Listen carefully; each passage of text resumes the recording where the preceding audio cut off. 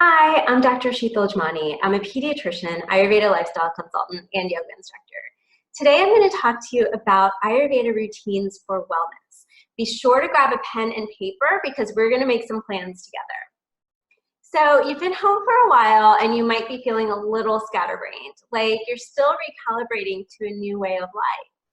Your old routines don't seem to fit anymore and you're struggling to find a new way of being. If that's the case, don't worry. First of all, you're not alone. Today, you'll learn strategies to anchor yourself in the middle of this storm. These strategies come from Ayurveda. Ayurveda is a tradition that comes from India, and it's over 5,000 years old. It's a system of holistic wellness and self-care that's often considered a sister science to yoga. So before we go into the strategies themselves, I want to give you a little background on Ayurveda itself. So the word Ayurveda comes from Sanskrit, and it translates to the science or study of life itself. The root of Ayur is life. The root of Veda is the science of or the study of. So the word Ayurveda literally translates to the study of or the science of life itself. And that includes all of life. So this is a system of wellness that takes into account your diet, your activities, your relationships, your career. It all falls under this system. Ayurveda also says that you are intricately connected with nature, so that everything that exists within nature also exists within you. Quite simply, you are a microcosm of that macrocosm, which is nature.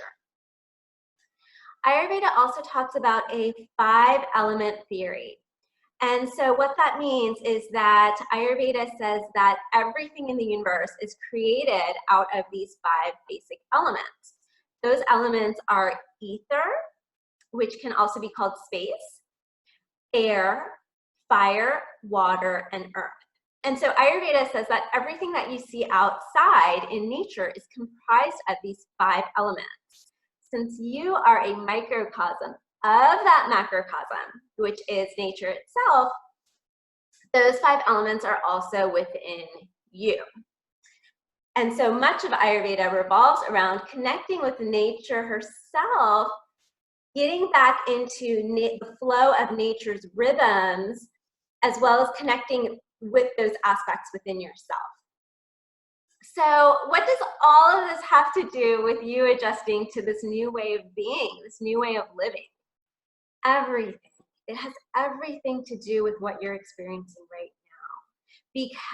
Because according to Ayurveda, you are not in a bubble of yourself, right? Everything that goes on in the world around you does affect you. Your life is affected by the circumstances going on in the world right now. And now more than ever are we seeing how we are so intricately connected, not only in your country, in your community, but as a world together. So Ayurveda is all about learning about that connection between you, your internal world, your internal landscape, and the external world, your external circumstances, nature herself, the external world.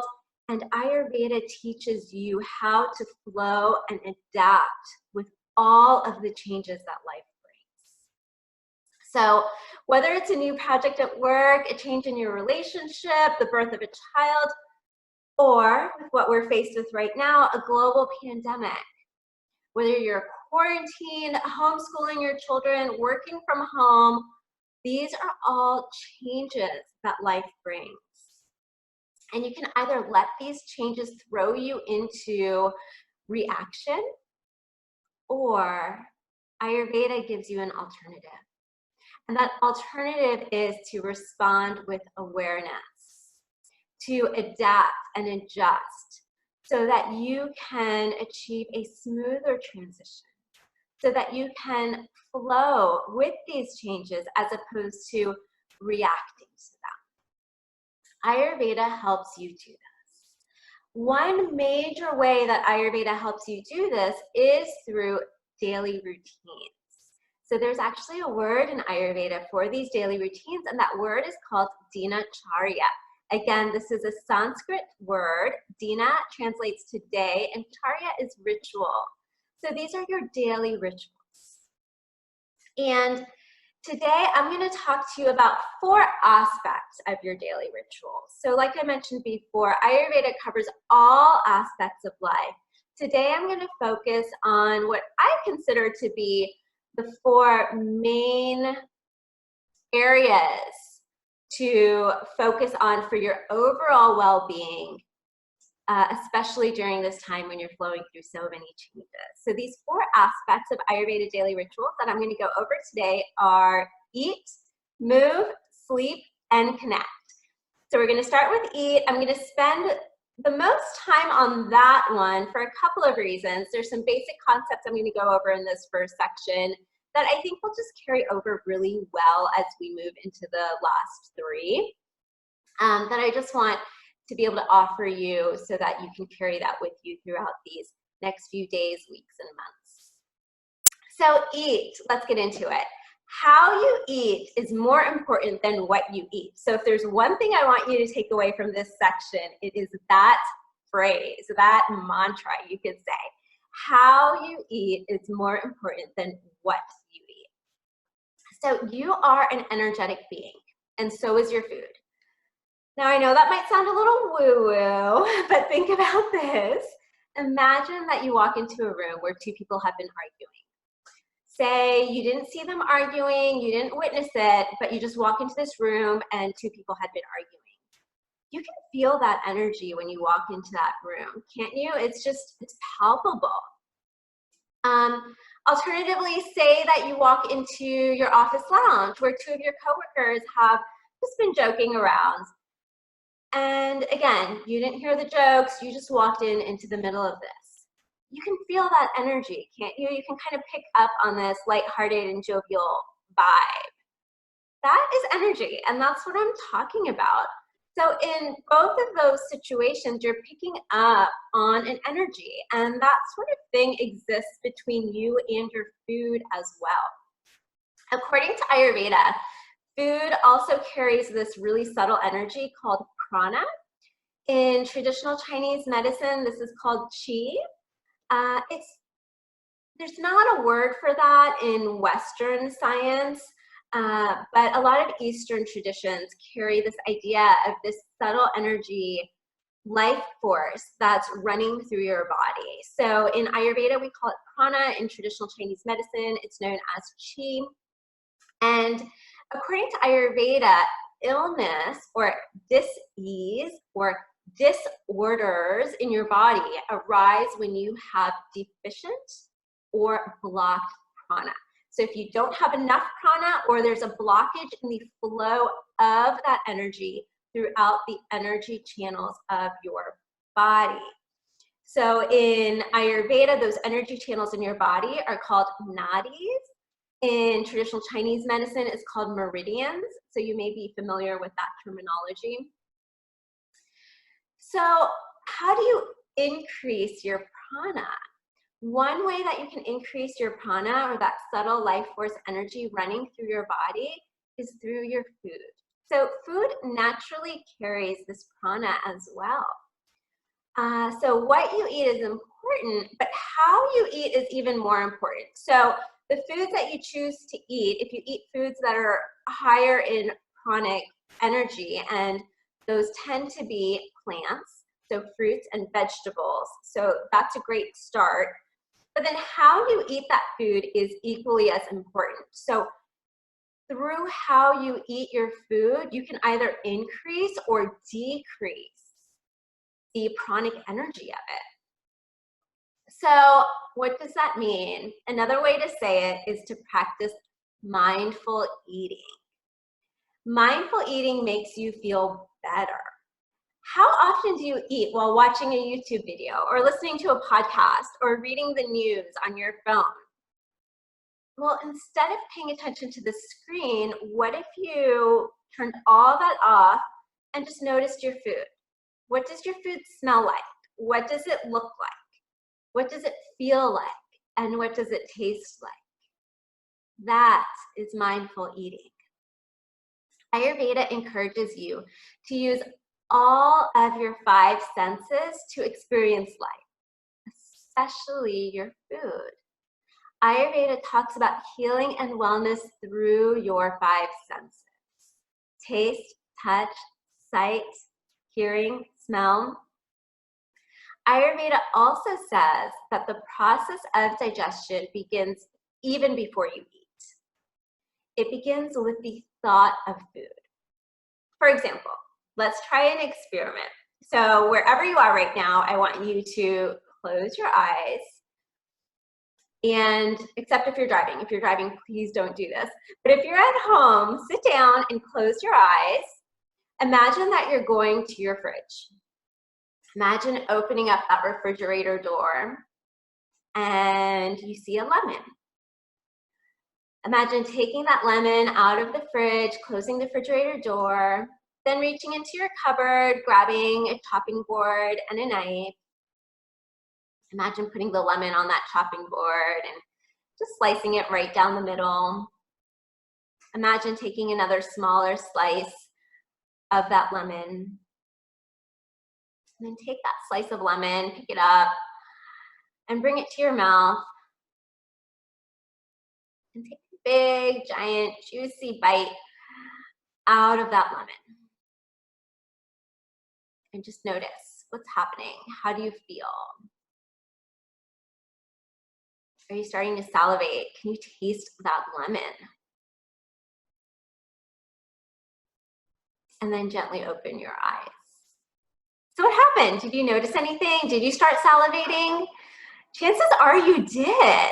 And that's because simply the idea of food, of eating, begins the process of digestion in your body on a physiological level. You just experienced that. There is no lemon in front of you, but just by imagining it, your body already started to produce the enzymes to begin the process of digestion. And so that's where Ayurveda says that the process of eating and digestion begins before you even put food to your mouth. It begins with the thought of what you are going to make to eat.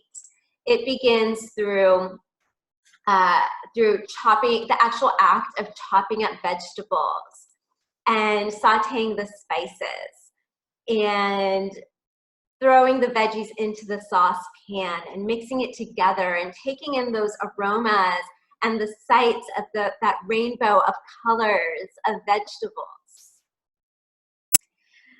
So your thoughts.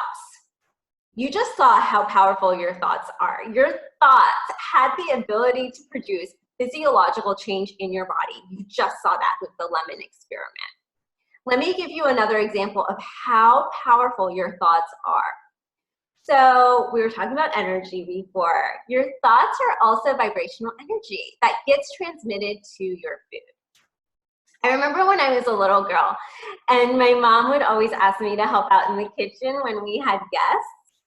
And I would get pouty because of course I wanted to watch TV, or actually I was a big reader, so I wanted to read more than watch TV. And she'd always say to me, Sheetal, you can only help me if you change your attitude.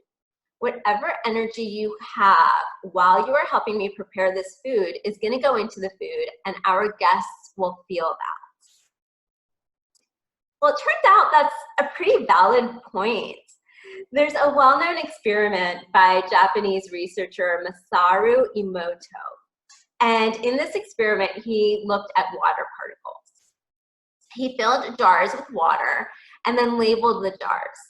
Some of the jars he labeled with words such as anger, jealousy, greed, or hatred.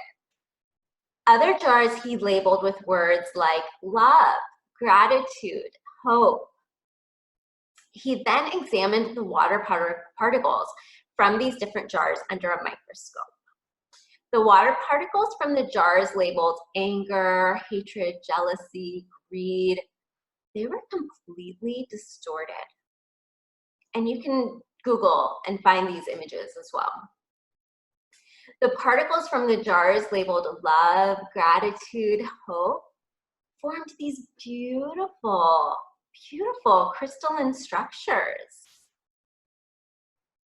So you can imagine, considering that food, especially some of the foods that I mentioned before, plants, vegetables, fruits, are considered water rich. Your body is primarily composed of water. So can you imagine if the power of these words on these jars that were done in this experiment have the power to affect the structure of these water particles? Can you imagine what power your thoughts have to affect your food and your body? So your thoughts while preparing and eating your meal are tremendously important. That's also why it's important to cut off screens during meal times, especially the news or anything that you might find disturbing or upsetting, because that will affect the energetics of your food as your body tries to assimilate it into your body and as your body is working on digestion. So as you prepare your food, as well as while you're eating your food, try to engage in loving thoughts or loving conversation with your significant other, your friends, or your children. So soon I'm going to give you a chance to jot down a few ways that you can practice mindful eating at home. But before you do, I want to give you just a few more ideas and tips. So when we go through this exercise, I want you to think about ways that you can incorporate your 5 senses into mindful eating practices at home. So for example, one I just stated, which is engaging in loving thoughts or loving conversation while you're preparing your food or even while you're eating. Another way could be to be really mindful while you're preparing the food. So to see the act of chopping vegetables and sauteing spices and sauteing your food in your food pan as a meditation, really taking in through your senses the feel and the aromas and the colors of the food that you are preparing. Another example would be to have a vase with fresh cut flowers on your dining table so that while you eat, you're not only looking at your food and taking in that, but you're also gazing at this object of beauty and nature, which is the vase of beautiful fresh cut flowers on your dining table. Perhaps you could consider packing a picnic basket with your food and going outside and sitting in the grass, and thereby also taking in a beautiful scenic environment while engaging in your eating. So now it's time to take some action. So I hope you have that pen and paper close by. I want you to take a few moments to just jot down whatever you can think of. Write down as many ways that you can think of to practice mindful eating. And then after you do that, so first I want you just to jot down that list, just whatever comes to your mind, let it come out. And then I want you to take a look at that list and just circle one of those items that you can commit to for the next 3 weeks. Then I want you to grab a separate sheet of paper, and on that paper, on the very top, write down actions that I'm committing to for the next 3 weeks. And write down that one action that you circled on that sheet of paper. So I really want you to, even though you came up with a long list, so the purpose of that is I want you to see how many ideas, how many ways there are that you could practice mindful eating. But then out of that list, I really want you to commit to just one of those actions. And it's fine if over the next few weeks you end up incorporating some of the other ones too. But I really want you to focus on just one, okay? It's to create a change, to create a habit. One of the best ways to do it is to start small, to take some small, actionable, realistic steps in that direction, as opposed to committing yourself to so many steps at once, in which case it can often be much more challenging to achieve those results. So go ahead, if you haven't done it yet, jot down a few ways that you can practice mindful eating, circle one of those items that you can commit to over the next 3 weeks, and then write that down on a separate page called Actions I'm Committing to over the next 3 weeks.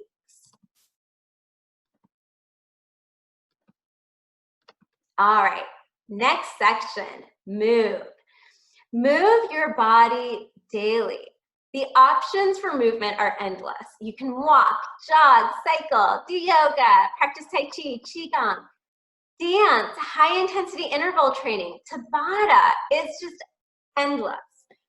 When you move, you help your body's circulation of blood and lymph. This helps your immune system. It also helps you feel good. When you move your body, your brain releases endorphins.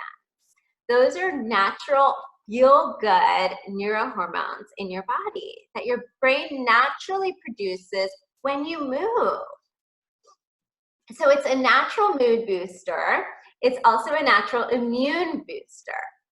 From the Ayurvedic perspective, movement allows for the flow of prana. So you remember we talked about prana in the eat section, that subtle life force energy, and that according to Ayurveda, many illnesses, disease, and disorders arise from either not enough prana or a blockage in the flow of prana. So movement helps with both of those actually. So I'd mentioned in the eat section that one way that you can increase your prana is through your food and through mindful eating. The other major way to increase your prana, the other major way that you get more prana in your body is through the breath. When you move, you're naturally exercising your cardiorespiratory system. You're increasing your oxygen intake. You're increasing your breathing capacity through exercise. And so you're naturally increasing the amount of prana flowing through your body. The movement also helps with the flow of prana through your body, so that if there are any blockages in those energetic channels, movement naturally helps to open that up. So movement is great. So from the Western science perspective, it's a natural immune booster, it's a natural mood booster. From the Eastern science perspective of Ayurveda, it increases the prana in your body and it helps with the flow of prana through your body. So move, move, move. So it's time to take action, your action steps. So similar to what we did for the eat section. I want you to grab your piece of paper and I want you to jot down as many ideas as you can for movement to do daily, okay? So the purpose of this first step is just to, whatever you can think of, just spit it out onto the paper, okay? I want you to just come up with as many ideas as you can so that you can see that there really is no limit. There really are just so many options available to you. And then the second step is that I want you to go back over that list and I want you to circle just one of those items that you feel like you can commit to for the next 3 weeks. Now for the movement section, what I want you to commit to is something that you can, one of these activities that you can do for at least 5 minutes, 3 times a day. So that's all I'm asking you to commit to. Minimum of 5 minutes, 3 times a day. That is 15 minutes out of a 24-hour period, okay? So please give yourself 15 minutes a day. I know you can do that, okay? And if you end up doing the activity for longer than that because you just enjoy it or you get caught up in it, great, wonderful. But pick an activity that you know that you'll be able to commit to for just 5 minutes, 3 times a day. And then I want you to write that activity down on that separate page that you have that you titled Actions I'm Committing to for the next 3 weeks.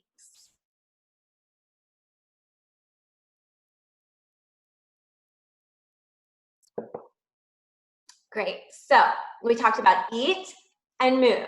Next, we're gonna talk about sleep. When you sleep is as important as how many hours you sleep. So that's gonna be my big takeaway for you on this section. When you sleep, meaning what time you go to bed, is as important as how many hours you sleep. So according to both Eastern and Western traditions, sleep is when your body detoxifies and when your mind processes the events of your day, when you process the emotions that came up throughout the day. All of this happens when you sleep. There is so much healing that just naturally occurs through sleeping. But often, especially when you're out of a routine, when you're going through a big change in your life, your sleep schedule can easily get thrown off. And so I want to emphasize here that there are two important aspects of sleep. One is the number of hours that you sleep, and then two is what time you go to sleep. So I'm sure you're very familiar with the recommendations for the number of hours you sleep and how important that is. Generally, we recommend aiming for 7 to 9 hours of sleep per night. You know, you go through different cycles of sleep.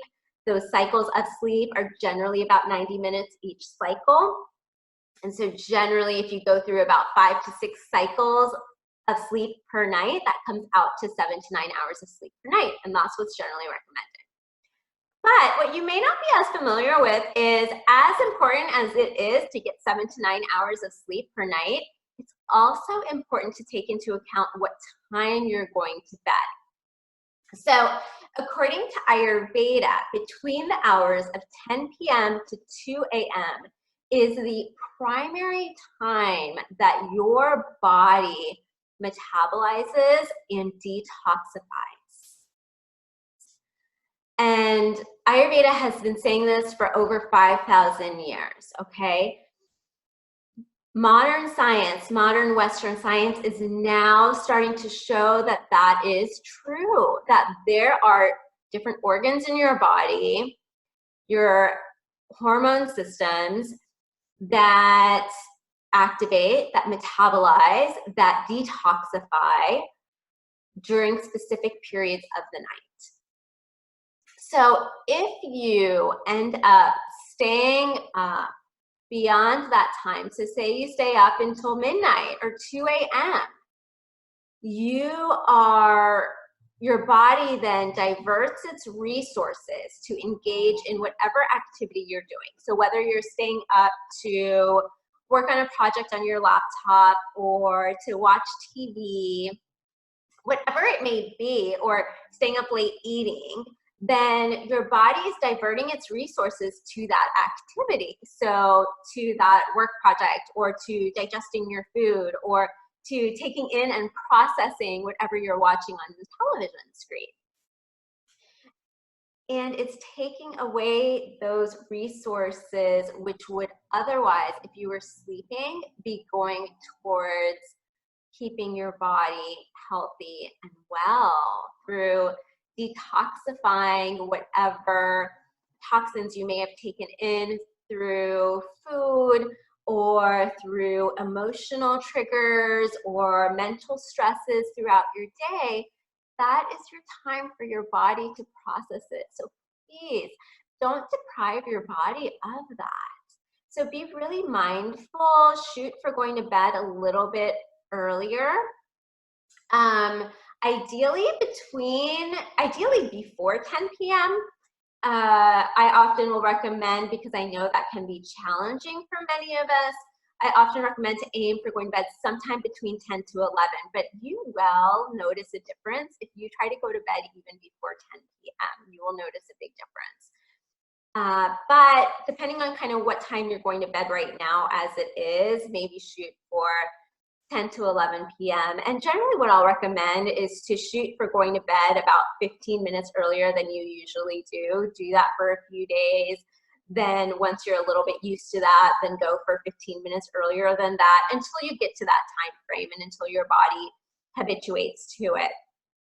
So we're ready for our action step. So similar like we did for the other sections, I want you to take a few moments to jot down what stands in the way of you getting to sleep by 10 to 11 p.m. now. What are the things that you would consider obstacles? What are you usually doing at that time of the evening? jot down everything you can think of. Is it that you're looking up YouTube videos, that you're reading news on your phone? Is it because you're working? Is it because you get hungry again, so you have a late night snack? What is it? Jot down all of the ways that, all of the obstacles that you could say that stand in the way of you getting to bed by 10 or 11 p.m. as it is. Then I want you to, the second step is to look at your list and pick one of those items that you can work on over the next 3 weeks. So if it's that you tend to stay up late reading the news on your phone, the one way you could work on that possibly would be committing to turning off your screen about an hour before when you would ideally like to go to bed. If your one thing is late night snacking, so finding a way that you can avoid the late night snacking by going to bed earlier, right?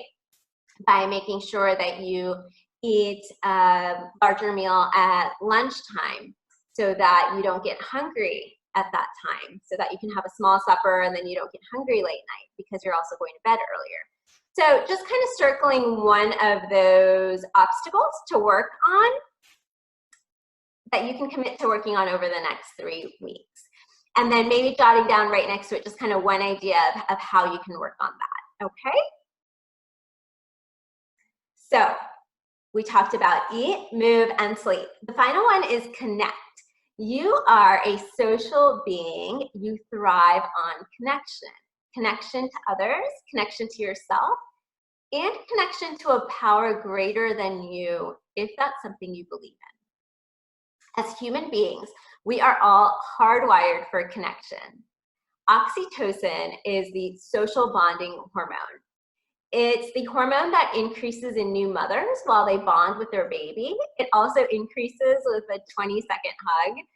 It's the hormone that makes you feel loved and nurtured. Dopamine is another hormone, and it's your reward hormone. It makes you feel good. You know that feeling like when you post something on Instagram or Facebook and your friends like and comment on it? That lights up your dopamine reward pathway. It makes you feel good. It makes you want to connect more.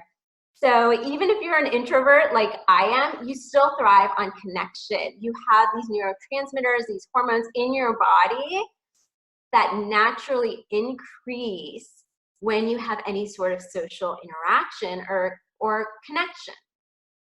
And according to Ayurveda, your relationship to others, your relationship to yourself, and your relationship to spirit or that power greater than you, whatever you call it, some people call it the universe, nature, God, whatever belief system you have with regards to that, Ayurveda says that those connections are vital to your well-being. Your relationships affect you on the mental, emotional, and spiritual layers of your being. So according to Ayurvedic theory, you actually have different layers, including your physical body, your emotional body, your energetic body, your mind body. These are all different layers called koshas. That's another word from Sanskrit, koshas. And all of these layers of your body make up who you are. They make up your aura, if you're familiar with that term. And your relationships to others, to yourself, and to your spirit all contribute to the strength of your aura, to the strength of those different layers of your body, to those different layers of your koshas. According to Ayurvedic theory, your relationships, your relational engagements affect you on your physical, mental, and emotional level, as well as that connection, like I said, to yourself and to your spirit. So your action step for this part is to jot down some ways that you can connect with yourself, others, and your spirit. So some ideas, things like, to connect to yourself or your spirit, things like meditation, things like mind-body practices such as yoga, tai chi, qigong. So here you're seeing how you can kind of combine this last element of connection with some of the other aspects that we talked about. So when you engage in those mind-body practices, such as yoga, tai chi, qigong, not only are you bringing movement into your body, but you're also connecting with yourself and connecting with your spirit. And then you can bring in another aspect. If you do any of those mind-body practices, say with your significant other, with friends over Zoom, or with your children, then you're also bringing in that relational connection with others as well. So I saved this one for last because this is one that you can combine with some of the other things that we talked about. And who doesn't love that, right? When you get this multifactorial approach, and that's why this science of Ayurveda is so holistic, right? It looks at the whole person, that all of these aspects are interrelated and can be interrelated. So another example, when practicing mindful food practices, perhaps gathering your children around and preparing your meal together, and so it becomes a fun, connective activity. If you live by yourself, perhaps, like I mentioned before in the eat section, using the opportunity of preparing your food as a meditation, so as a way to connect deeper with yourself and with your spirit. So there are so many ways that you can approach this connection piece, and you can combine it with some of the other pieces that we talked about, such as the eating and movement piece. So as we've been doing, we're ready for our action step. As we've been doing in each section, I want you to grab your sheet of paper and jot down some ways that you can connect with others, with yourself, and with your spirit. And then once you've made your list, the second step is I want you to pick just one of those things from that list. Circle it and write it down on your separate page where you have labeled as actions that you're committing to over the next 3 weeks. So now you should have a list of 4 action steps that you're committing to for the next 3 weeks. One from each category. So an action step related to eating, an action step related to movement, an action step related to sleep, and an action step related to connection. So you should have just 4 things on that list there.